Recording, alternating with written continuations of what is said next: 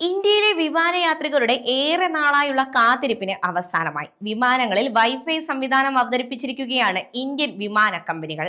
IndiGo, air India തുടങ്ങിയ വിമാന കമ്പനികളുടെ വിമാനങ്ങളിലാണ് വൈഫൈ സംവിധാനം ലഭ്യമായിരിക്കുന്നത്. എയർ ഇന്ത്യയുടെ എയർബസ് A350, ബോയിങ് 787 തുടങ്ങിയ വിമാനങ്ങളിലും വൈഫൈ ലഭ്യമാകും. അതേസമയം ക്ലാസ് വ്യത്യാസമില്ലാതെ വിമാനത്തിലെ എല്ലാ യാത്രക്കാർക്കും വൈഫൈ ലഭ്യമാകുമെന്നാണ് റിപ്പോർട്ടുകൾ പറയുന്നത്. നവംബർ മുതൽ ഇന്ത്യൻ വിമാനങ്ങളിൽ യാത്ര ചെയ്യുന്ന യാത്രക്കാർക്ക് വൈഫൈ ലഭിച്ചു തുടങ്ങിയെന്ന് യാത്രക്കാരും പറയുന്നു. അതേസമയം വലിയ പരസ്യങ്ങളോ പത്രക്കുറിപ്പോ നൽകാതെയാണ് എയർ ഇന്ത്യയിൽ വൈഫൈ സംവിധാനം നടപ്പാക്കിയത്. ഇപ്പോൾ ട്രയലാണ് നടത്തുന്നതെന്നും മികച്ച ട്രാക്ക് റെക്കോർഡ് ലഭിച്ച ശേഷം അവർ അത് സംബന്ധിച്ച് പ്രഖ്യാപനം നടത്തിയേക്കുമെന്നും ഏവിയേഷൻ എഡ്യൂസെഡ് റിപ്പോർട്ട് ചെയ്യുന്നു. വിവാഹ ചടങ്ങിനിടെ ആർഭാടം കാണിക്കാൻ എന്ന മട്ടിൽ വരന്റെ വീട്ടുകാർ ചെയ്ത പ്രവൃത്തി വിവാദമായി. വിവാഹ ചടങ്ങിനിടെ പരിസരവാസികൾക്കെല്ലാം 20 ലക്ഷം രൂപ ഉപയോഗിച്ച് നോട്ടുമഴ പെയ്യിക്കുന്ന രീതിയിൽ എറിഞ്ഞുകൊടുത്ത വരന്റെ വീട്ടുകാരുടെ പ്രവൃത്തിയാണ് സമൂഹ മാധ്യമങ്ങളിലടക്കം വിമർശനത്തിന് വിധേയമായിരിക്കുന്നത്.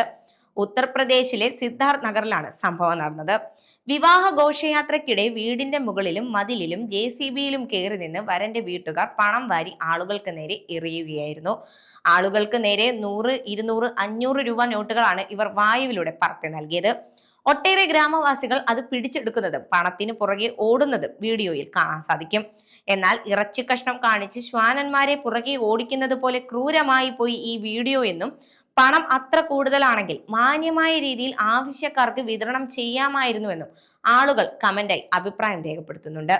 ശതകോടീശ്വരൻ ഗൗതം അദാനിക്കെതിരെ അഴിമതി കുറ്റം ചുമത്തി ന്യൂയോർക്ക് കോടതി. ഊർജ പദ്ധതിയുമായി ബന്ധപ്പെട്ട് കരാറുകൾ ലഭിക്കാൻ ഇന്ത്യൻ ഉദ്യോഗസ്ഥർക്ക് കോടിക്കണക്കിന് രൂപ കൈക്കൂലി നൽകിയതിനാണ് കേസ്. അദാനി ഗ്രീൻ എനർജി ലിമിറ്റഡിന്റെ എക്സിക്യൂട്ടീവ് ഡയറക്ടർമാരായ സാഗർ അദാനിക്കും വിനീത് ജെയിനുമെതിരെയും കേസെടുത്തിട്ടുണ്ട്. $2 ബില്യൺ മൂല്യമുള്ള സൗരോർജ വിതരണ കരാറുകൾ നേടുന്നതിന് ഇന്ത്യൻ ഉദ്യോഗസ്ഥർക്ക് $250 മില്യൺ കൈക്കൂലി നൽകിയെന്നതാണ് കുറ്റം. കൂടാതെ തങ്ങളുടെ കമ്പനി അഴിമതി രഹിത നയമാണ് സ്വീകരിക്കുന്നത് എന്ന് US ഭരണകൂടത്തെയും നിക്ഷേപകരെയും അദാനി ഗ്രീൻ എനർജി ലിമിറ്റഡ് തെറ്റിദ്ധരിപ്പിച്ചു എന്ന ചൂണ്ടിക്കാട്ടിയും കോടതി കേസെടുത്തു. അഴിമതി, വഞ്ചന, ഗൂഢാലോചന എന്നീ കുറ്റങ്ങൾ ചുമത്തിയാണ് കേസ്. മണിപ്പൂരിൽ നിയമസഭാംഗത്തിന്റെ വസതി തകർത്ത് ജനക്കൂട്ടം 1.5 കോടി രൂപയുടെ ആഭരണങ്ങളും 18 ലക്ഷം രൂപയും കൊള്ളയടിച്ചതായി പരാതി. JDU MLA K Joy Kishan സിംഗിന്റെ മാതാവാണ് പോലീസിൽ പരാതി നൽകിയിരിക്കുന്നത്.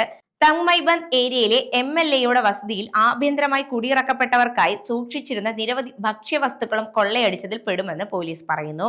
പരാതിയിൽ FIR രജിസ്റ്റർ ചെയ്തിട്ടുണ്ട്.